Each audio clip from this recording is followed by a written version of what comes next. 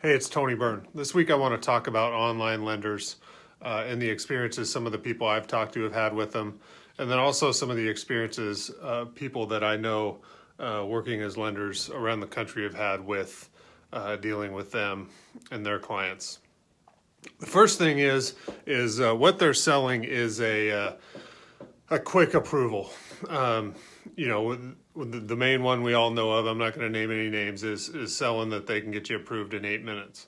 Well, when that happens, what I'm seeing in our office with some of the clients I've dealt with, and what other people in our office have dealt with, is those approvals are seem to be off by a fairly significant amount.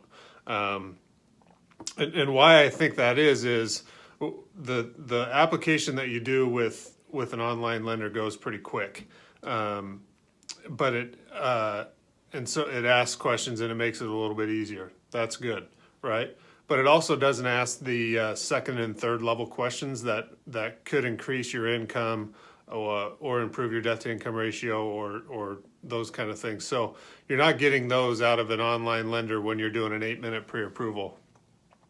Now, one thing I will say is that most of the lenders locally will have an app that takes 5, 10, 15 minutes.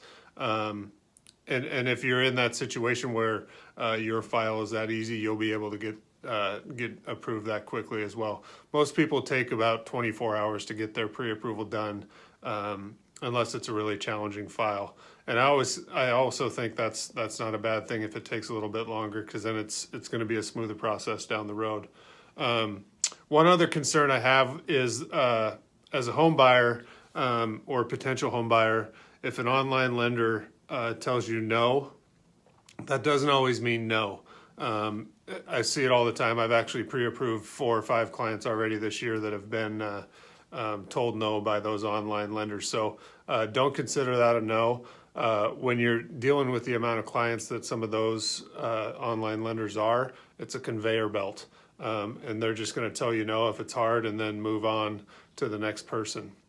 Finally, the last thing I'm seeing or hearing is that they'll quote their rates low, so you'll fill out their information, and then when it comes time to lock, that isn't the rate that they'll actually have, or there's going to be a lot of origination charges or discount points or whatever.